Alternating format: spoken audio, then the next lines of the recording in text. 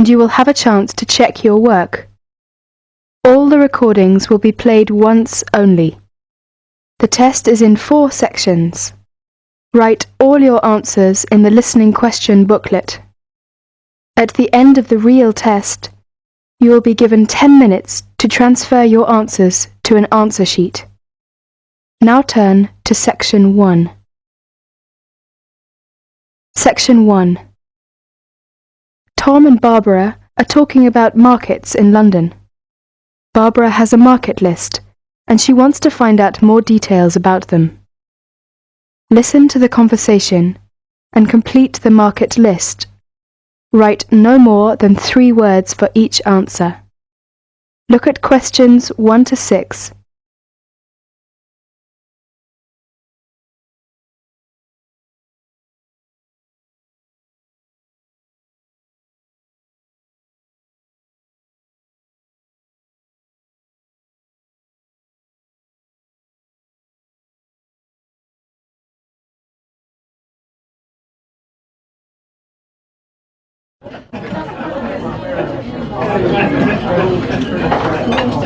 Hi Barbara, what will you do this weekend? Well, I'd like to do some shopping, but I have no idea where to go. I've only been here a few days. I was told London is an expensive place to live. Yes, but that's not completely true. London can be an expensive place to live, but if you shop in the right places, you can live relatively cheaply. Is that true? Could you tell me something about the shops? All right. You know, food tends to be cheapest in the big supermarkets like Sainsbury's and Tesco's. Most of them have quite a good variety of food and household items. You can buy your fruit and vegetables on the street. You will find these street markets in almost every part of London. You can also buy clothes, shoes, and household items in these markets for a real bargain. Have you got a market list provided by the Student Union? Yes, here you are. This might give you some ideas. Let me see. E Street SE17. This market sells cheap food, clothes and hardware. It's open from 8 AM to 5 PM. Yes, but how can I get there? You can take the Underground. We call it the Tube. You see, there is a tube station on the list. Let me see. Yes, it's Castle Station. Right. You can get off at the castle. Good. Look at Leather Lane, WC1. Yes, that's a good central London market for clothes, food and hardware. It opens at lunchtimes from Monday to Friday. It's near Chancery Lane Station. Well, what about the one in Petticoat Lane? Oh, Petticoat Lane E1. It sells clothes, shoes and household goods. It opens only on Sunday mornings from 9 AM to 12 noon. Yes, we can get off at Aldgate Station. OK, what about the one in Walthamstow? E17. Oh, that's a big market for clothes and food. It's open between 9 AM to 4 PM on Mondays to Saturdays, except Wednesdays and Sundays. Let me see. Yes, we can get there on the Central Line. What about Brixton? That's Brixton SW9. It's an indoor and outdoor market with a lively atmosphere. It sells vegetables from all over the world. It opens 9 AM to 6 PM Mondays to Sundays and half days on Wednesdays. Oh, it's close to Brixton Station, very near my place. Great, it's very convenient. Tell me more detail about Camden Lock. Yes, there are several markets on Camden High Street and plenty of shops. They sell fashion clothes, jewellery, recorders and pottery. It's good for buying presents. Very close to Chalk Farm and Camden Town Station. I see. It says that it opens on Sundays only from 8 AM to 5 PM. Well, I think these markets might help to keep my costs down. Well, if you need to buy new electrical goods or large household items, you can wait until the January sales when almost all the shops sell goods at discount prices. Thank you very much for your help. Tom, shall we go to Brixton together this weekend? I'd love to. Oh, I'm afraid I've got to go to a lecture. I will ring you tonight. Bye.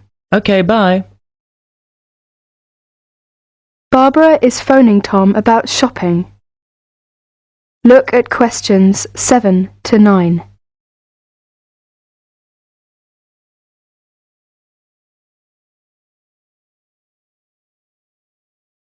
Now listen to their telephone conversation and answer questions 7 to 9. Write no more than 3 words for each answer.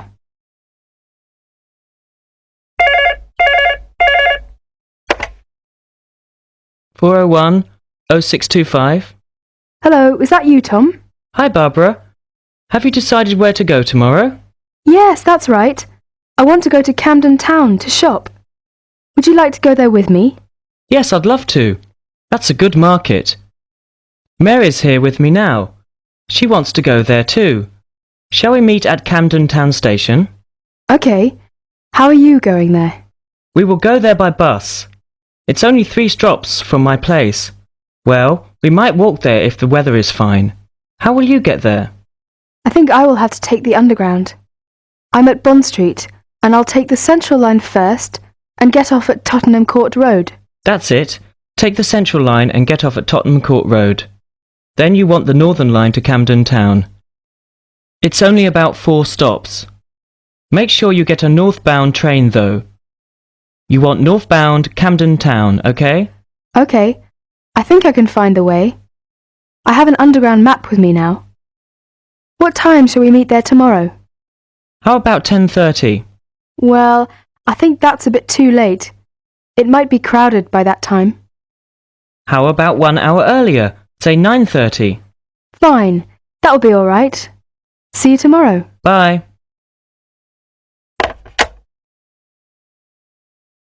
That's the end of section 1. You now have half a minute to check your answers.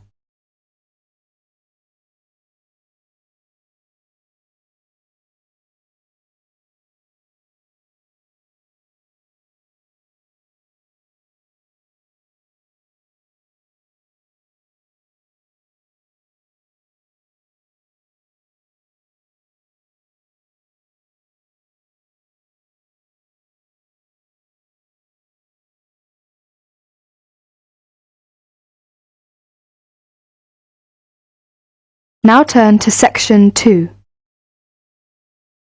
Section 2.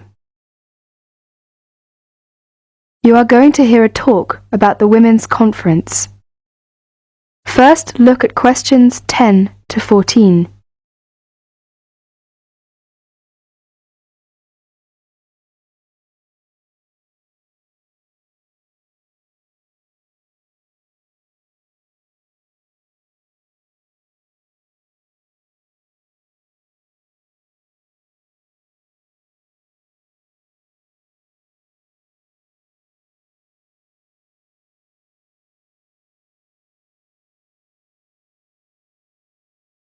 As you listen to part of the talk, answer questions 10 to 14.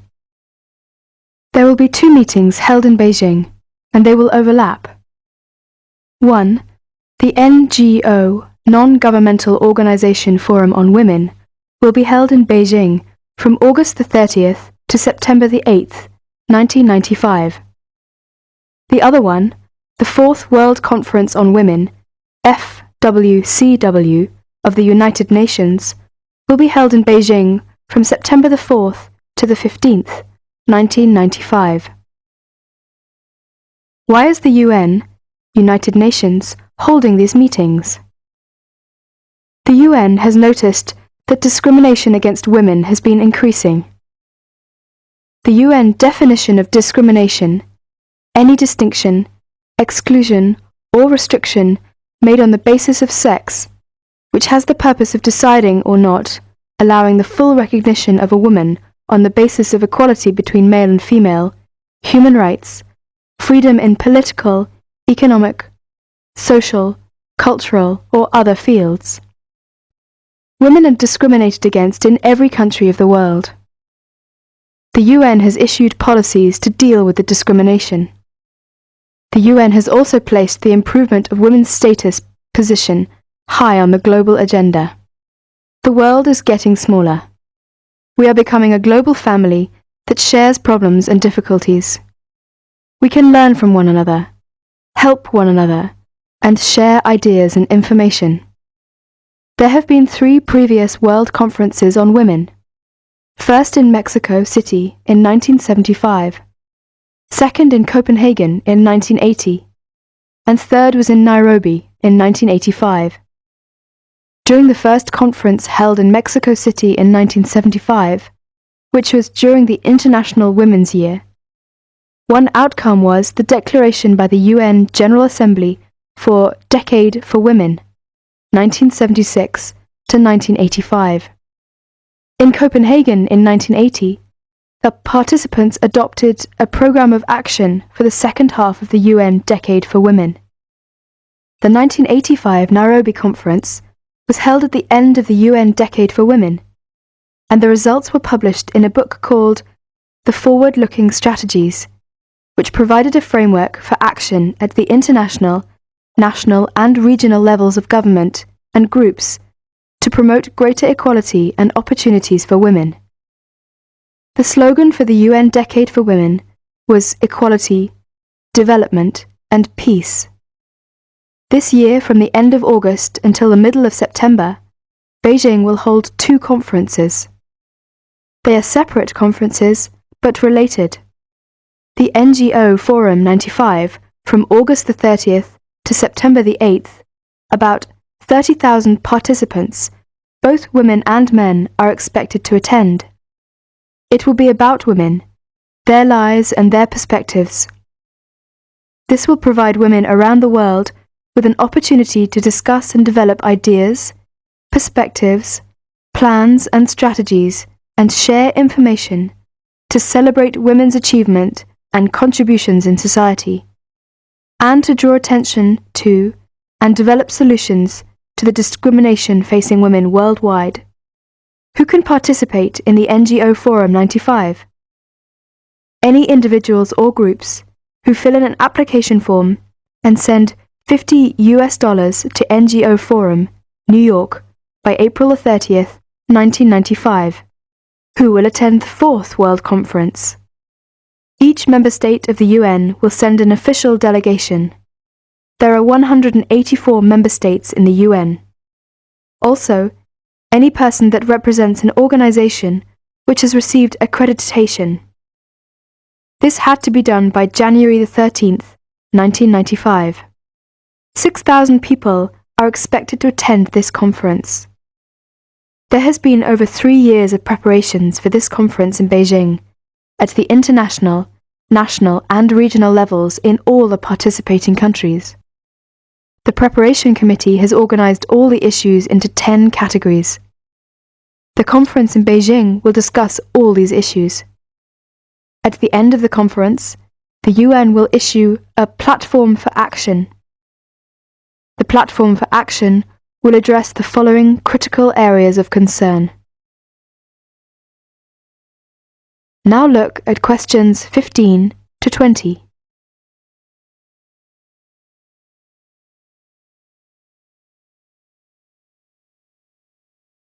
Listen to the following directions and answer questions 15 to 20. Ladies and gentlemen, you are all welcome to this afternoon's tour of the campus. I'll be your guide for the duration. Before we start, could I please ask you to look at your campus map? That's the one you just got when you came in. Because the university buildings are not quite spread out, the tour will be on foot. Now, let's start where we are, the main building. As you come out of the main building, you will see 2 other big buildings opposite you. One is the campus branch of the Midland Bank on your left. The other one is the post office. Then we will follow the Mary's Road until we come to the school lane. Here, on the opposite side of the road, you will see a huge white building directly on your left-hand corner.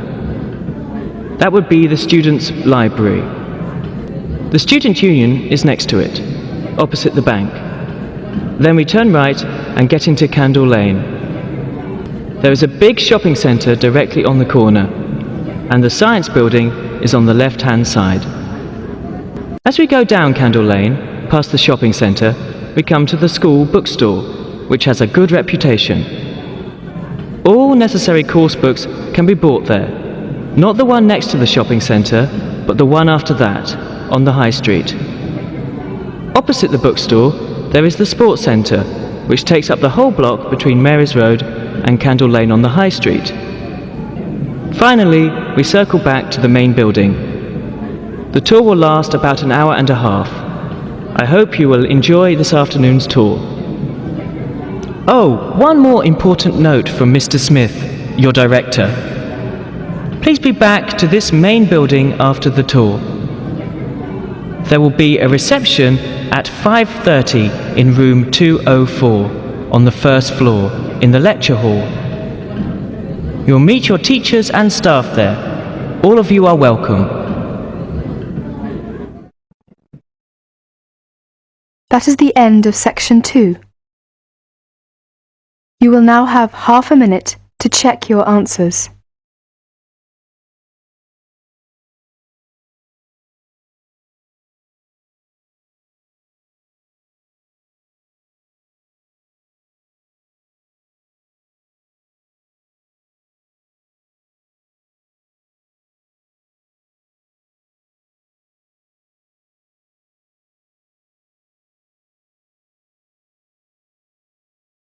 Section 3. In this section, you will hear a discussion between students Maria and Jack. In the first part of the discussion, they're talking about their opinions about some of the things in their universities. First, look at questions 21 to 24. Note the examples that have been done for you.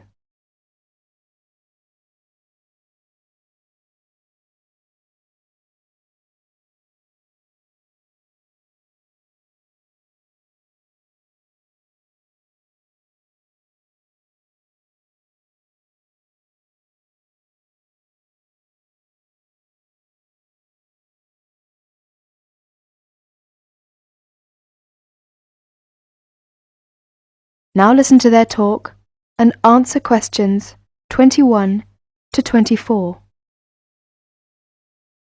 Complete the table showing the weather, the rooms, their roommates, and food.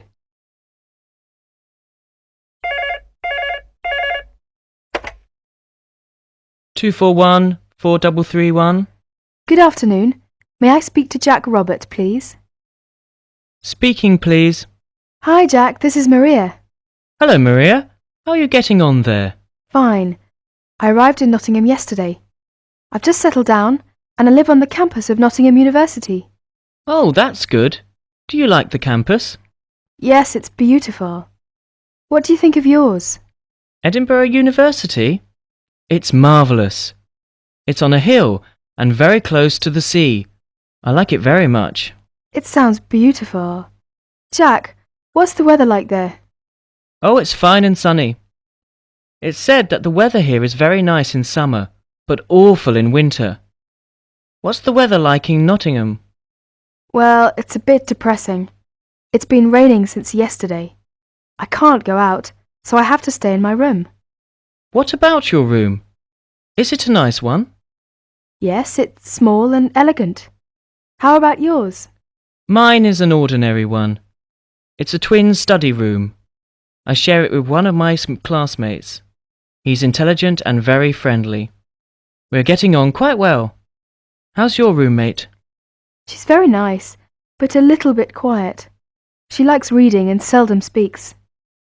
By the way, do you like the Scottish food there? Oh, I like it. It's very delicious. Oh, really? I don't like the food here. It's disgusting. It has no taste. I have to cook for myself in my room. Well, Maria, as the saying goes, when in Rome, do as the Romans do. Come on, don't be too choosy. Oh, someone's at the door. I have to answer it, Maria. I'll call you this evening. Bye. Bye. Ellen, a student union officer, is conducting a survey about the university facilities. She is asking two students about their opinions. Look at questions 25 to 32.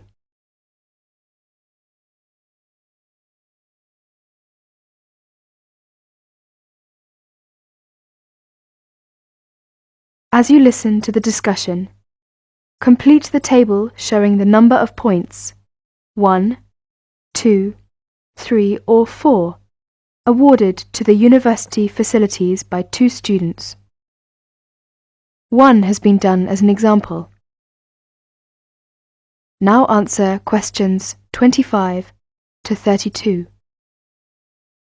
I'm Alan, and I work for the Student Union. Now, I'd like to hear your opinions about a few things in the university. We've asked for some volunteers to help us conduct this survey into how satisfied students are with the university facilities. First of all, let's take the lecture rooms. We could score them, for instance, 1 is excellent, 2 satisfactory, 3 rather poor, and 4 really bad. Robert, you first, please. What do you think about the lecture rooms here? Not so good, I'm afraid. I would score 3. They're too small for one thing. Sometimes we can hardly find a seat. Yes, but that doesn't happen very often. Personally, I think they're all right. They're comfortable and the acoustics are quite reasonable. It doesn't matter where you sit, you can always hear the lecture. I would give 2 for them. How do you feel about the car parking facilities? Are they adequate? You must be joking! I can never find a car parking space when I need one, and when I finally do, it's a very long walk to the university's teaching building. I'd give it a 4. I'm afraid I also agree. We need more car parks urgently. This is perhaps one of the major shortcomings of this campus. It gets a 4 from me as well. I come to the university 20 minutes early just so I can drive around looking for a parking space. What about the computer centre then? I think it's first class. The software base contains a large selection of learning programs, language games, and word processing facilities. I would give a score of 1. I quite agree with you. It's very modern and also under the supervision of qualified staff who can offer help to us while we work, should we need them. Oh, good. Well, what do you think of the library facilities? Let's say the periodical room first. Well, I've scored that 3. I'm sorry to have to say, but, I think the room has poor lighting, and I'm disappointed about that. I've given it a score of 1. As far as I'm concerned, it's excellent and well stocked. Thank you, Robert and Mary.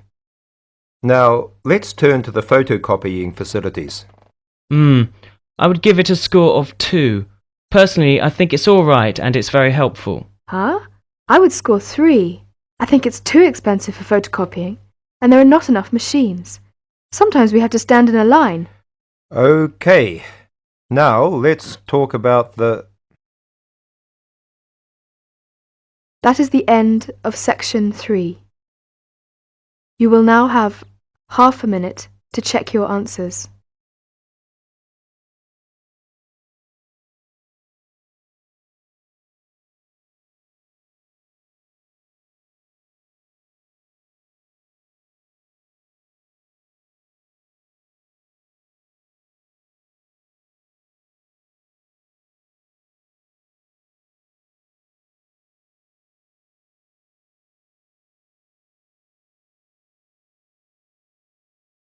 Now turn to section 4. Section 4. In section 4, you will hear a talk and answer questions 33 to 40. First, you have some time to look at questions 33 to 40.